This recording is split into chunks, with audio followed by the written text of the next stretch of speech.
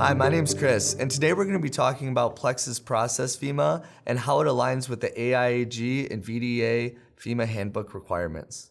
Getting into Plex's FMEA, you can see at the top here our header section showcasing all the approvals, the associated team, and revision dates.